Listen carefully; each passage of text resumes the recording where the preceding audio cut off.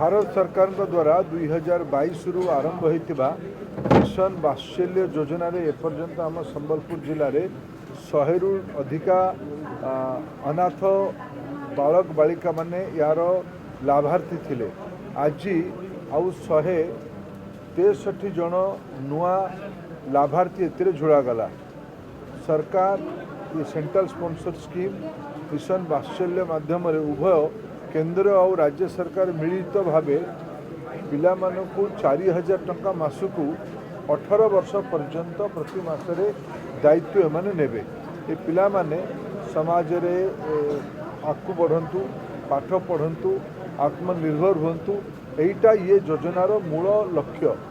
मोर आज सौभाग्य ये भलिया एक भावनात्मक मनोज्ञ कार्यक्रम रे आम संबलपुर जिले में मो जिला प्रशासन द्वारा आयोजित कार्यक्रम रे जोग देवारे मते सौभाग्य मिलला।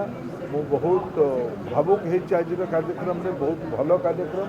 ये पिला माने तांको निज जीवन रे उत्तरोत्तर उन्नति करंतु एटा कामना। मु तो आज माँ समलेश्वरी को पाखे प्रार्थना करिछि आम जिले में कार्यक्रम लाभार्थी केही न होंतु, ताने केही अनाथ न हुंतु, किंतु विधिर विडंबना भगवान जोटा चाहिए सेटा हम। किंतु ए प्रकार हेला परे भी आज मोदी ग्यारंटी ये सबू पिलांक पई अछि। एटा दायित्व आम आज नहीं जाऊँ।